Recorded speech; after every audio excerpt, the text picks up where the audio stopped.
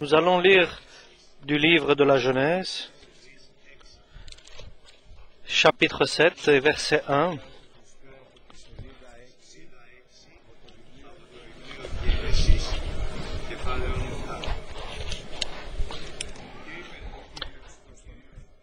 L'Éternel dit à Noé, « Entre dans l'arche, toi et toute ta maison, car je t'ai vu juste devant moi parmi cette génération. Tu prendras auprès de toi 7 couples de tous les animaux purs, le mâle et sa femelle, une paire des animaux qui ne sont pas purs, le mâle et sa femelle, 7 couples aussi des oiseaux du ciel, mâle et femelle, afin de conserver leur race en vie sur la face de toute la terre.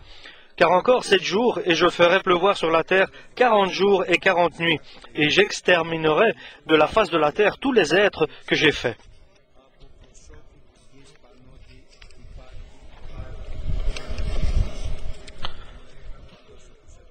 Noé exécuta tout ce que l'Éternel lui avait ordonné. Noé avait 600 ans lorsque le déluge d'eau fut sur la terre. Et Noé entra dans l'arche avec ses fils, sa femme et les femmes de ses fils, pour échapper aux eaux du déluge. D'entre les animaux purs et les animaux qui ne sont pas purs, les oiseaux et tout ce qui se meut, qui bouge sur la terre, il entra dans l'arche auprès de Noé, 2 à 2, un mâle et une femelle, comme Dieu l'avait ordonné à Noé. 7 jours après, les eaux du déluge furent sur la terre. L'an 600 de la vie de Noé, le second mois, le 17e jour du mois, en ce jour-là, toutes les sources du grand abîme jaillirent, et les écluses des cieux s'ouvrirent. La pluie tomba sur la terre 40 jours et 40 nuits.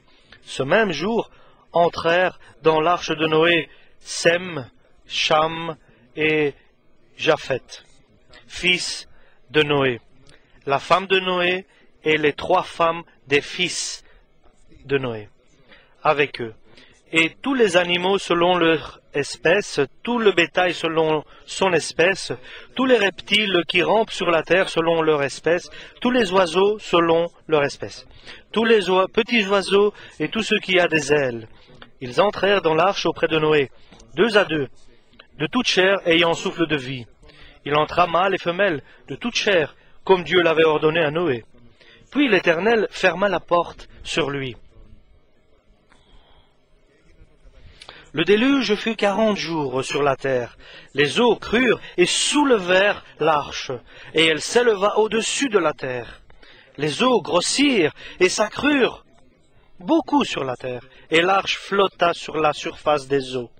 Les eaux grossirent de plus en plus, et toutes les hautes montagnes qui sont sous le ciel entier furent couvertes.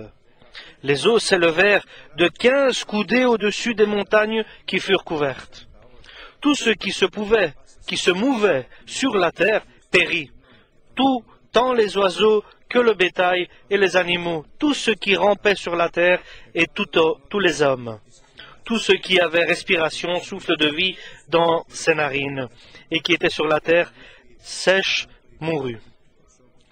Tous les êtres qui étaient sur la face de la terre furent exterminés, depuis l'homme jusqu'au bétail, aux reptiles et aux oiseaux du ciel. Ils furent exterminés de la terre. Il ne resta que Noé et ceux qui étaient avec lui dans l'arche.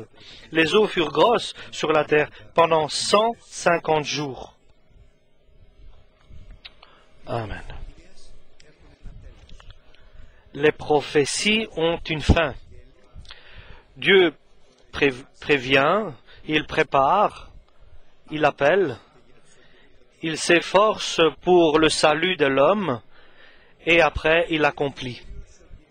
Le Seigneur a vu que le mal commençait à s'amplifier sur la terre, et toutes les pensées et les volontés de l'homme étaient simplement méchanceté tous les jours de sa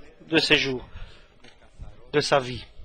Le Seigneur voit avec pureté et justice et détaille la vie de l'homme, de tous les hommes bien sûr. Et avec comme base la vie de l'homme, comme support, la vie de l'homme, il agit séparément sur chacun d'eux. Mais il a vu que le péché était arrivé au comble, à son comble, au sommet donc. Et il ne pouvait pas rester comme cela de ce qu'il voyait. Il fallait que le mal prenne fin et termine.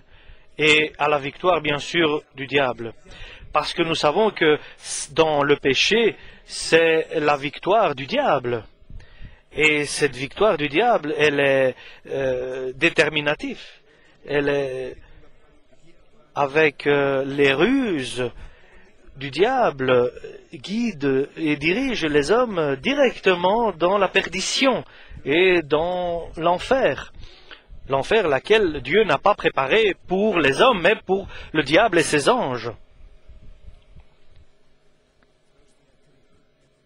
Et Dieu discerne, il voit, et il annonce une prophétie parmi tous les hommes. Dans son entourage, quelqu'un a trouvé grâce devant lui. Et il a trouvé grâce devant Dieu parce qu'il était un homme juste. Il aimait la justice. Il aimait la justice divine. Pas la justice des hommes, mais la justice divine. C'était un homme parfait. Mais parmi, bien sûr, ceux qui étaient de son époque. Parce qu'il n'y a pas de personne parfaite. Mais l'homme peut être parfait parmi ses contemporains, dans son entourage, autour de ses proches. C'était une personne qui marchait avec Dieu. Et n'oublions pas que ce que a dit Dieu, que désire l'homme, que désire Dieu de toi, que tu fasses la justice, que tu aimes la bonté et la miséricorde et que tu marches dans l'humilité. C'est ce que Dieu désire de toi. Ce n'est pas difficile que l'homme fasse ces actes-là et les mette en pratique.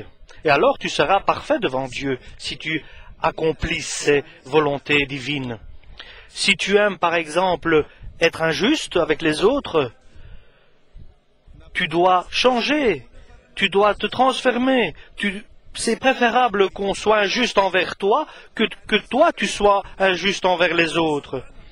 Vaut mieux que tu donnes que de recevoir, comme dit la parole de Dieu.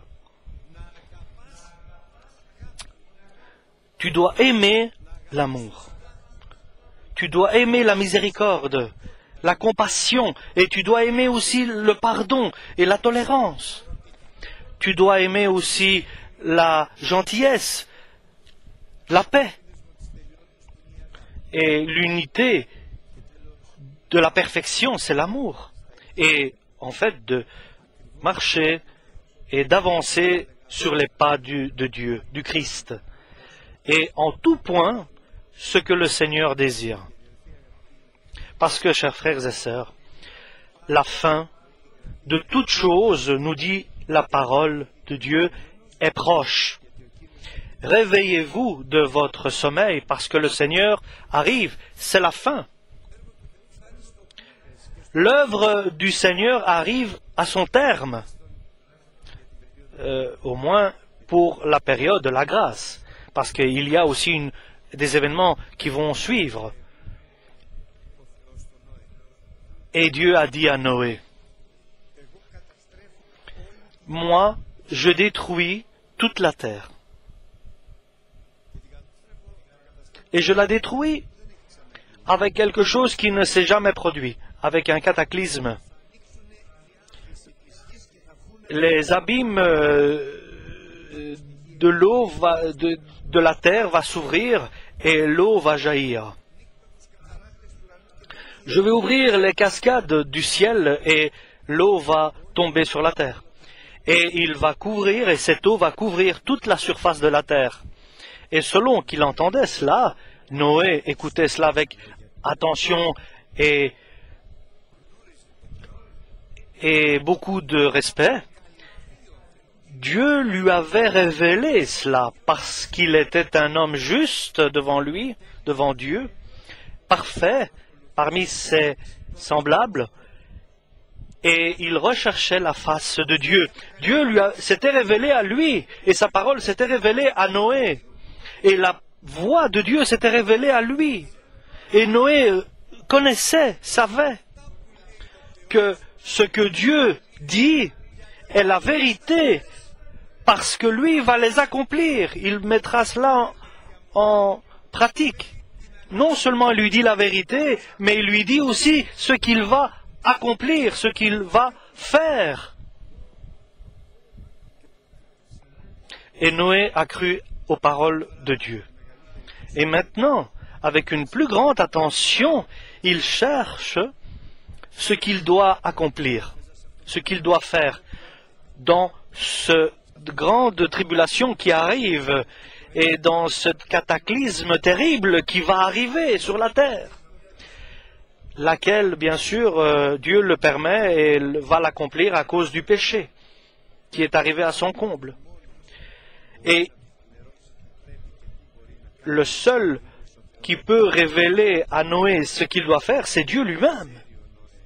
Et Noé sait que c'est Dieu qui existe et il a de la compassion pour Noé. Et Noé sait que Dieu l'aime, a beaucoup d'amour pour Noé. Et pour nous aujourd'hui, l'amour du Christ qui dépasse toute pensée et imagination. Et cet amour peut dépasser tout ce que nous pouvons penser et savoir. Et la plus grande des révélations, c'est que Dieu nous aime. Et si nous examinons et nous cherchons dans la parole divine,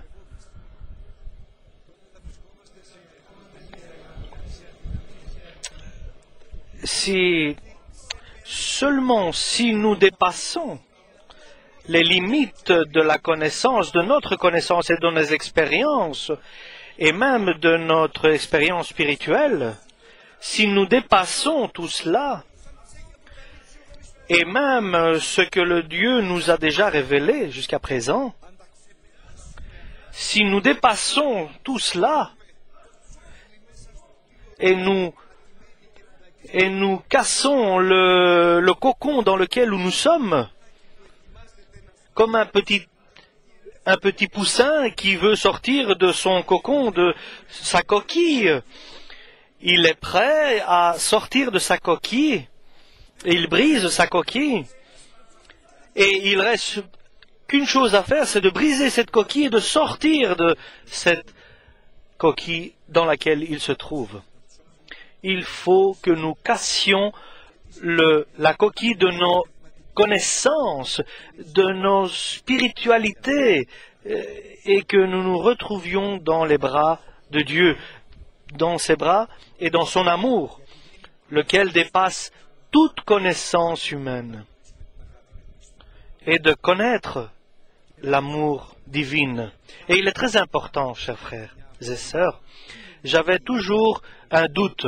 Quel est cet amour de Dieu qui dépasse toute connaissance humaine, toute connaissance? Quel est cet amour divin qui dépasse toute pensée et toute connaissance et science, et laquelle nous ne pouvons pas la connaître? Quel est cet amour qui se révèle à nous? C'est une révélation. C'est comme un petit oiseau, un petit poussin, dans sa coquille, qui doit sortir de sa coquille pour rencontrer ce qui est intouchable. Et il suffit de taper avec son bec pour casser la coquille et sortir. Mais il ne peut pas le faire lorsqu'il est tout début de sa formation, ou à la suite, ni au milieu, ni vers la fin. Mais il peut le faire lorsqu'il arrive à la fin de de sa présence dans la coquille, parce que l'homme, il a beaucoup de choses qui viennent à son terme dans sa vie. De son travail, par exemple, qui arriverait à son terme, de son œuvre qui arriverait à son terme, et peut-être il part aussi à cause de son âge, il y a un terme à sa vie lorsqu'il devient mûr, et la fin peut venir aussi par une spiritualité qui est mûre. Et lorsque l'homme peut comprendre que tout ce qu'il sait, que Dieu lui a révélé, et il vit dans cette révélation qu'il a reçue, cette révélation le limite de connaître tout l'amour de Dieu.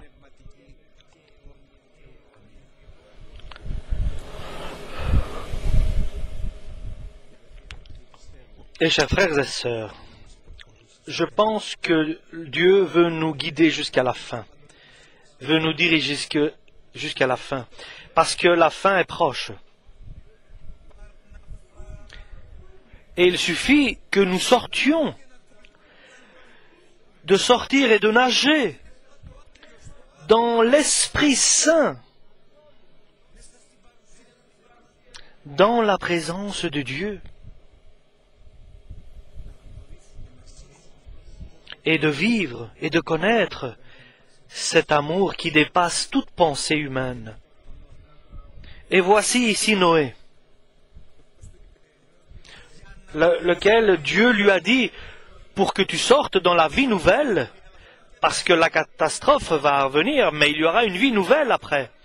Et tout sera renouvelé. Pour que tu reviennes dans la vie nouvelle, il faut d'abord entrer dans l'arche. Si tu n'entres pas dans l'arche, tu vas disparaître avec les autres. Si tu entres dans l'arche, alors la fin viendra. Les 150 jours passeront et le cataclysme passera. La porte qui s'est fermée lorsque tu es entré dans l'arche va de nouveau s'ouvrir. Et c'est Dieu qui a fermé cette porte lorsque tu es entré dans l'arche. Et même si tu aurais voulu sortir, tu n'aurais pas su sortir parce que c'est Dieu qui a fermé la porte de l'extérieur. Et lorsque sera terminé les 150 jours, c'est Dieu qui va ouvrir les portes. Et tu pourras sortir. Et tu vas reconnaître l'amour de Dieu, un renouveau, une nouvelle vie. Et là, tu vas connaître de nouveaux chemins. Et vous serez seuls, vous, et tous ceux qui sont entrés par cette porte. Et vous serez uniques sur la terre après le déluge. Et la fin de toute chose est proche, chers frères et sœurs. Et Noé est entré.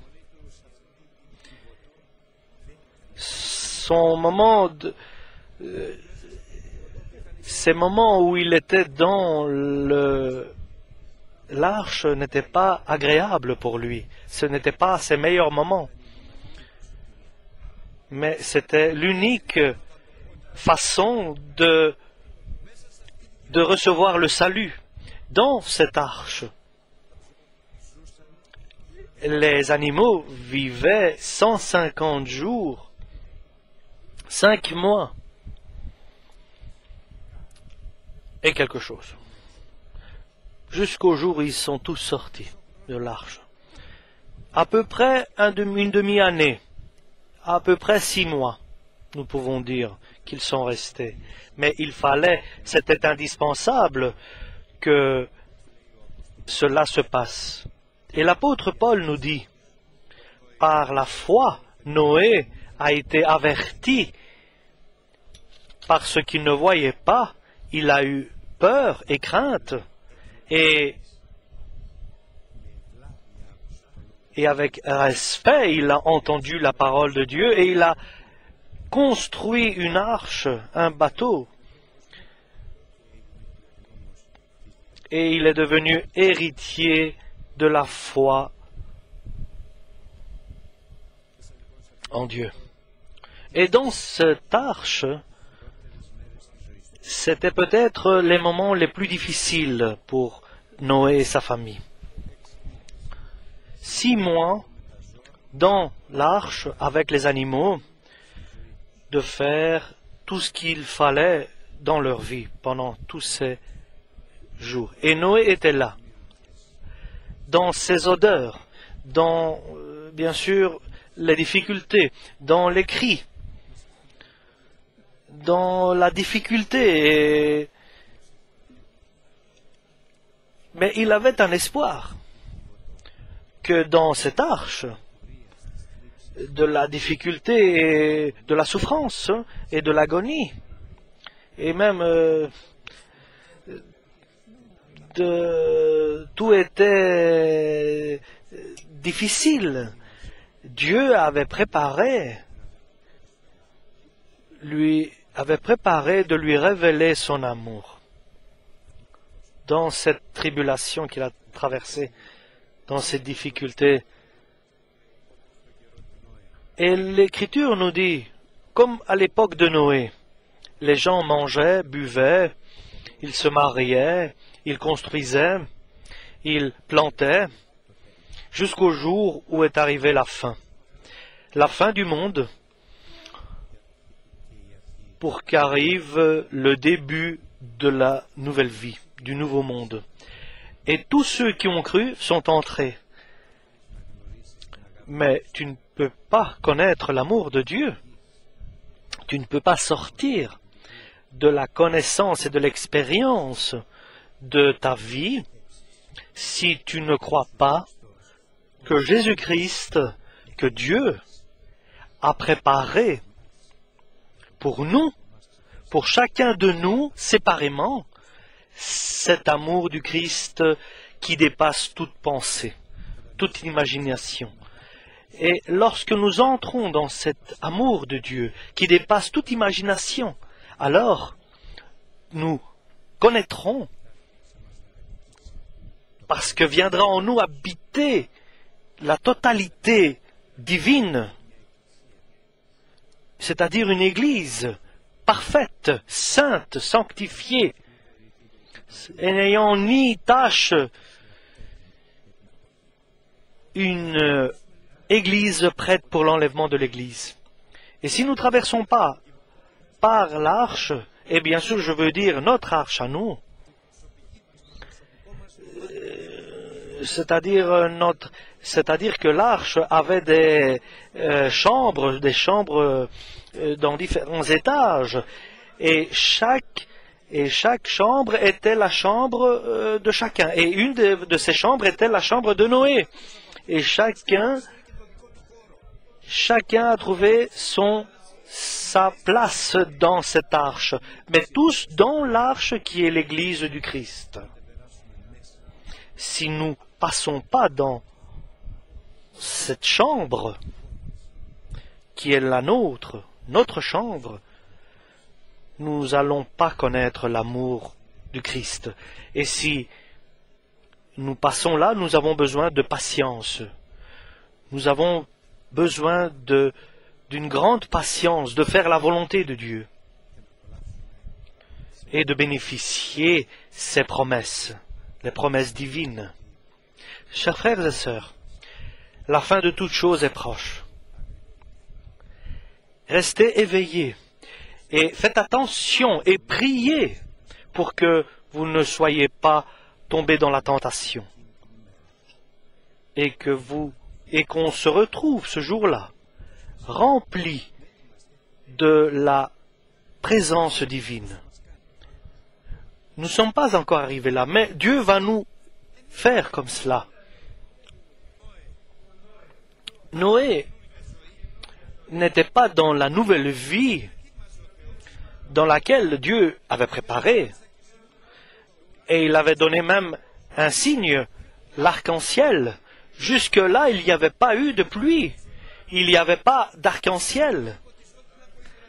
et la vie et la terre étaient arrosées par la rosée. Et Dieu apporte une nouvelle vie, une vie sera remplie d'un déluge céleste. Mais Noé ne savait pas ce que voulait dire une pluie céleste, ne savait pas ce que veut dire les cataractes du ciel vont ouvrir et les pluies vont tomber. Mais dans l'étroite, où il se trouvait, dans cette arche, lorsqu'il est sorti, il a compris. La vie avant l'arche et la vie de Noé après l'arche n'avaient aucune relation. C'est de marcher dans la rosée de la terre qui est donc arrosée par cette rosée et ce brouillard qui arrosait la terre. Et il n'y a aucune relation avec après, lorsque Dieu a commencé à envoyer la pluie du ciel par les nuages. Il y a une grande différence entre les deux situations. Lorsqu'il a cassé la coquille, lorsqu'il a ouvert la porte et il est sorti dehors, il a vu les nuages, il a vu des grondements, des éclairs, il a vu des changements. Il a vu des époques. Il a vu de nouvelles choses.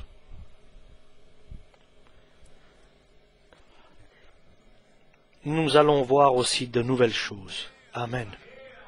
De nouvelles choses nous verrons. Mais il faut que nous sortions de notre coquille. Sortons de notre coquille avec la pointe du bec du petit oiseau qui est dans la coquille du poussin, et il faut que nous sortions de cette coquille. C'est la vie spirituelle que nous vivons. Ce n'est pas bien sûr la sécheresse, nous sommes arrosés par cette brume. Et nous ne savons pas ce que veut dire un orage, mais nous allons le savoir si nous restons jusqu'à la fin et si nous insistons dans l'arche, si nous restons dans l'arche. Et partir de l'église est pour aller où? Partir de l'arche et aller où? Sortir dehors dans le chaos, dans le cataclysme, dans la mort. Et bien sûr, la mort a une odeur de mort. Nous allons rester vivants à l'intérieur pour sortir dans la vie éternelle. Amen.